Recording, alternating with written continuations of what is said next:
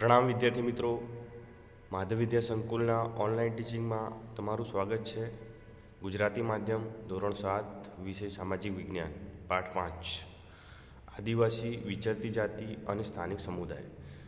તો વિદ્યાર્થી મિત્રો, આજે આપણે અહોમ જનજાતિ, નવી જનજાતિઓનું માળખું તેનો અભ્યાસ આપણે વિડીયો ભાગ નંબર 5માં કરીશું. અગાઉના વિડીયોમાં આપણે ગોળ જાતિ વિશે અભ્યાસ કર્યો કે એ જાતિ ધીમે ધીમે પોતાનું સામ્રાજ્ય વિસ્તાર કરે છે. નાના નાના કુળોમાં વહેંચાયેલી હતી. એ કુળોને 84 કહેવામાં આવતો હતો. તો એવી જ રીતે બીજી એક જાતિ હતી અહોમ જાતિ. તો આપણે અહોમ જાતિ વિશે અભ્યાસ કરીએ કે અહોમ લોકો 13મી સદીમાં હાલના મ્યાનમારથી આવી અસમની બ્રહ્મપુત્ર નદીના ખીણ પ્રદેશમાં વસ્યા.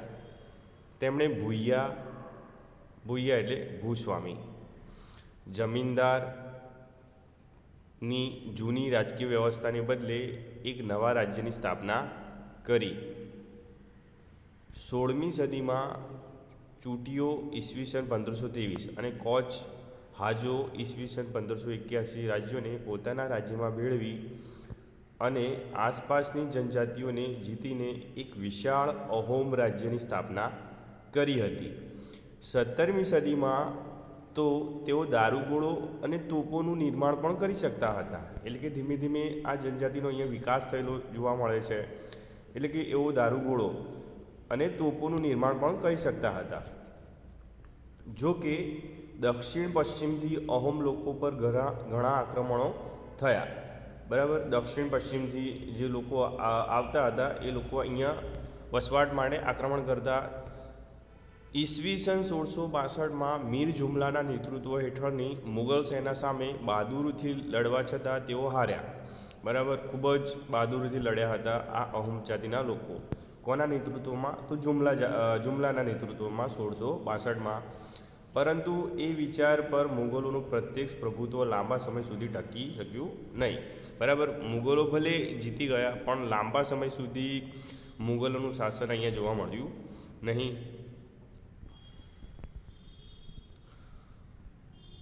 અહોમ રાજ્ય બળજબરીપૂર્વકના શ્રમ પર આધારિત હતું. આ ખાસ યાદ રાખજો કે અહોમ રાજ્ય શેના પર આધારિત હતું? તો બળજબરીપૂર્વકના શ્રમ પર આધારિત હતું. જે લોકો પાસે રાજ્ય માટે બળજબરીથી કામ કરાવાતું તે પાઇક કહેવાતા. દરેક ગામમાંથી નિશ્ચિત કરવામાં આવેલ સંખ્યામાં પાઇક મોકલવાના રહેતા. બરાબર, જે બળજબરીથી કામ કરવામાં આવતું એને પાઇક કહેવામાં આવતા. અને જ્યારે કામ વધુ પડતું હોય તો ગામ તરફથી ચોક્કસ નક્કી કરેલા લોકો એટલે કે પાઇક મોકલવામાં આવતા હતા. વસ્તી ગણતરીને આધારે વધુ વસ્તી ધરાવતા વિસ્તારોમાંથી ઓછી વસ્તીવાળા વિસ્તારોમાં લોકોને ખસેડવાની અહોમ કુળના વિભાજન થઈ ગયા. શરૂઆતમાં જોઈએ તો અહોમ જાતિ એક જ વિસ્તારમાં વસવાટ કરતી હતી. બરાબર, પણ ધીમે ધીમે અહોમ લોકોને એક જગ્યાએથી બીજી જગ્યાએ બીજા સ્થળે વિભાજન કરવામાં આવે છે. 17મી સદીના પ્રથમ દશકમાં વહીવટી વ્યવસ્થા કેન્દ્રીકૃત બનેલી જોવા મળે છે અહીંયા અહોમ જાતિમાં. જ્યારે 17મી સદીનો પ્રથમ દશકો હોય છે, પ્રથમ 10 વર્ષ થાય છે, એ દરમિયાન આ લોકોની જે વહીવટી વ્યવસ્થા હોય છે કેન્દ્રીકૃત બને છે. એટલે કે રાજા મુખ્ય બને છે અહીંયા. વર્તમાન કાયદાઓ અને જોગવાઈઓ અનુસાર કોઈ વ્યક્તિ પાસે બળજબરીપૂર્વક કામ કરાવવું એ ગુનો ગણાય છે. બરાબર, આપણે વર્તમાન બંધારણના નીતિ નિયમો પ્રમાણે જોઈએ તો વર્તમાન કાયદાઓ અને જોગવાઈઓ એવી છે તે અનુસાર કોઈ વ્યક્તિ પાસે બળજબરીપૂર્વક કામ કરાવવું એ ગુનો ગણાય છે. જે આપણે સૌ જાણીએ છીએ, આ જનજાતિના તમામ પુરુષો યુદ્ધના સમયે સેનામાં જોડાતા અને અન્ય સમયમાં સિંચાઈ વ્યવસ્થા જેવા સાર્વજનિક કાર્યો કરતા. જ્યારે યુદ્ધ થવાનું હોય ત્યારે તમામ પુરુષો આ યુદ્ધમાં જોડાઈ જતા હતા સર્વાનુમતે. અને એના સિવાય બીજા જે લોકો હતા એ સિંચાઈ વ્યવસ્થા જેવા સાર્વજનિક એટલે કે દરેક લોકોને કામમાં આવે એવા કામો કરતા, જેને આપણે સાર્વજનિક કહીશું. અહમ લોકોએ ચોખાની ખેતીની નવીન પદ્ધતિઓ અમલમાં મૂકી હતી. આમાંથી પણ પ્રશ્ન પૂછાય વિદ્યાર્થી મિત્રો કે ચોખાની નવીન પદ્ધતિઓ કોણે અમલમાં મૂકી? તો અહોમ લોકોએ. અહોમ સમાજ કુળમાં વહેંચાયેલો હતો અને તેમના કુળને ખેલ કહેવામાં આવતો. તેમનો જે કુળ હતો એમને શું કહેવામાં આવતું? સ્થાનિક ભાષામાં ખેલ કહેવામાં આવતું. ઘણા ગામો પર ખેલનું નિયંત્રણ રહેતું. ખેડૂતોને ગામના સમાજ દ્વારા આપવામાં આવેલ જમીન ગામ સમાજની સંમતિ વગર રાજા પણ પાછી લઈ શકતો ન હતો.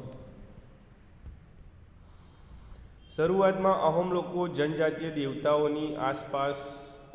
દેવતાઓની ઉપાસના કરતા.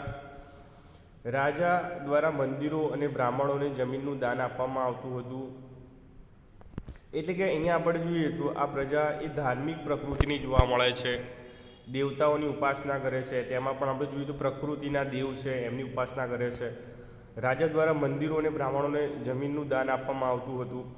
બરાબર, રાજા પણ અહીંયા દાની જોવા મળે છે, જે બ્રાહ્મણોને જમીનનું દાન આપે છે, મંદિરોનું દાન આપે છે, મંદિરોમાં પણ દાન આપવામાં આવે છે. શિવસિંહ ઈસવીસન 1714થી 1744ના સમયમાં હિન્દુ ધર્મ ત્યાંનો મુખ્ય ધર્મ બની ગયો હતો. શિવસિંહના સમયમાં હિન્દુ ધર્મ અપનાવ્યા છતાં અહોમ રાજાઓએ પોતાની પરંપરાગત માન્યતાઓ સંપૂર્ણપણે છોડી નહીં. એટલે કે પોતાના સમાજની, પોતાની સંસ્કૃતિની જે મૂળ માન્યતાઓ હતી, જે વર્ષોથી ચાલી આવતી હતી, એ એમને છોડેલી અહીંયા જોવા મળતી નથી.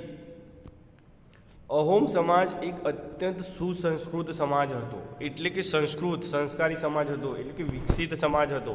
બરાબર, પોતાના સંસ્કારથી પ્રભાવિત થયેલો સમાજ હતો.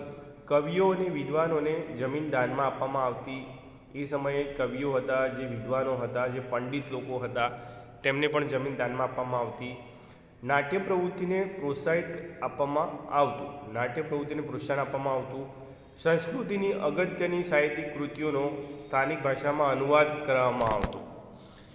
જે સંસ્કૃત ભાષાની જે આપણી પ્રાચીન કૃતિઓ છે, જે પ્રાચીન નાટકો છે, જેમ કે કાલિદાસ છે, ભાસ છે, ભવભૂતિ છે, જેવા મહાન નાટ્યકારો થઈ ગયા, તો એમની જે સાહિત્યિક કૃતિઓ હતી તેનું પણ સ્થાનિક ભાષામાં અનુવાદ કરવામાં આવ્યો હતો.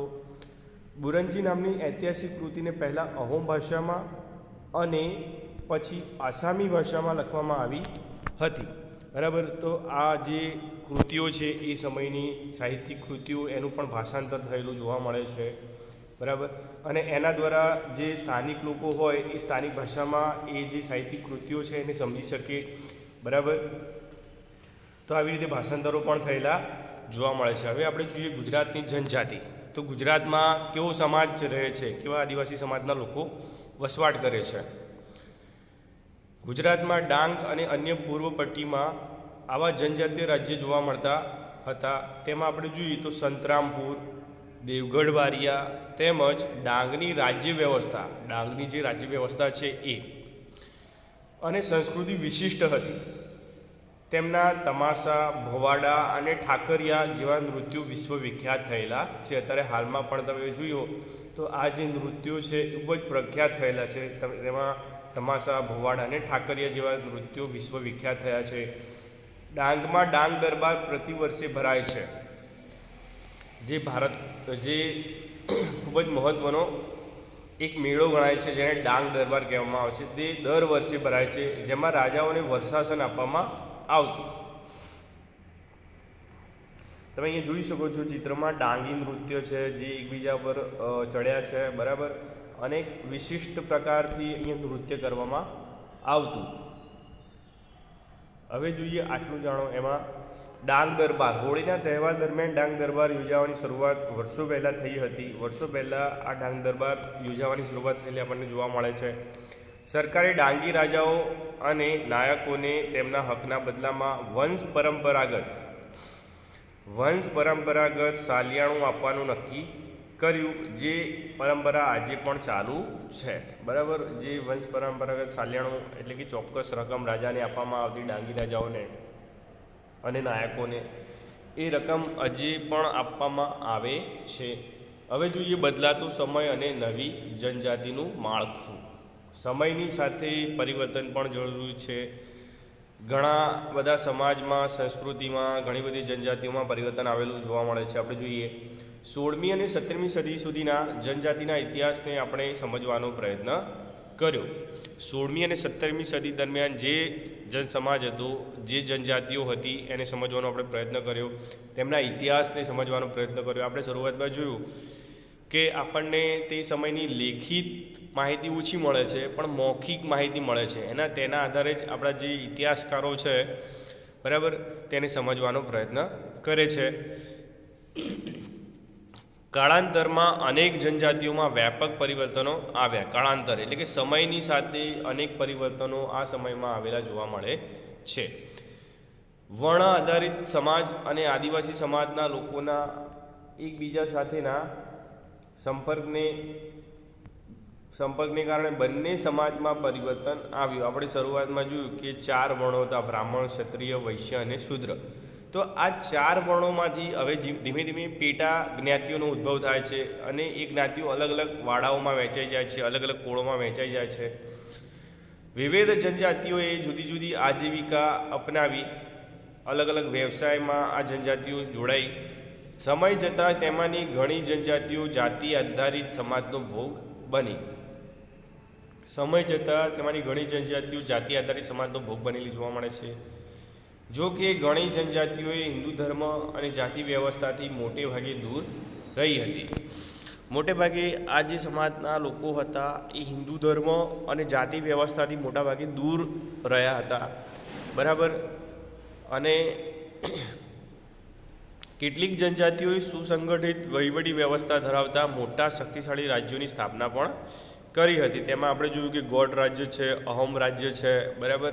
તો આવા મોટા રાજ્યની સ્થાપના થયેલી જોવા મળે છે, જેથી તેઓને તેમનાથી મોટા અને વધુ જટિલ સામ્રાજ્યો સાથે સંઘર્ષો પણ થયેલા. એના પછીના જે એ સમયના જે અન્ય રાજ્યો હતા એમની સાથે પણ આપણને સંઘર્ષ થયેલો જોવા મળે છે. આપણે જોયું કે મુગલો સાથે પણ એમને સંઘર્ષ થયેલો છે. બરાબર. સલ્તનત સમયના અલાઉદ્દીન ખલજી સાથે પણ આપણે સંઘર્ષ જોયો. તો આવા ઘણા બધા સંઘર્ષો એ સમય દરમિયાન થયેલા જોવા મળે છે. તો વિદ્યાર્થી મિત્રો, આપણો અહીંયા પાઠ પૂરો થાય છે. બરાબર. તેની સાથે આપણે કેટલાક પ્રશ્નો જોઈ લઈએ, જ્યાં સુધી ચલાવી ત્યાં સુધી. પ્રશ્ન 1: નીચેના પ્રશ્નોના 1-2 વાક્યમાં જવાબ આપો. કુલ ગુણ 12. 1. અહોમ જાતિના લોકો ક્યારે અને કયા વિસ્તારમાં આવીને વસ્યા હતા? 16મી સદીમાં કઈ રીતે અહોમ રાજ્યની સ્થાપના થઈ? 17મી સદીમાં કઈ જાતિએ દારૂગોળો અને તોપનું નિર્માણ કર્યું હતું? ચોથો સવાલ: અહોમ રાજ્ય શેના પર આધારિત હતું? 5મો સવાલ: અહોમ સમાજ શેમાં વહેંચાયેલો હતો અને તેને શું કહેવામાં આવતું? ગુજરાતના જનજાતીય રાજ્યમાં કયા નૃત્યો વિશ્વવિખ્યાત થયેલા જોવા મળે છે? અહોમ જનજાતિના પુરુષો કેવા કાર્યો કરતા હતા? અહોમ જનજાતિમાં લોકો સમયમાં હિન્દુ ધર્મ ત્યાંનો મુખ્ય ધર્મ બની ગયો હતો. ડાંગમાં પ્રતિવર્ષે શું ભરાય છે ને ક્યારે અને રાજાઓને તેમાં શું આપવામાં આવતું? કઈ સદી સુધીના જનજાતિના ઇતિહાસને આપણે સમજવાનો પ્રયત્ન કર્યો? જે લોકો પાસે રાજ્ય માટે બળજબરીથી કામ કરાવાતું તે કયા નામે ઓળખાતા?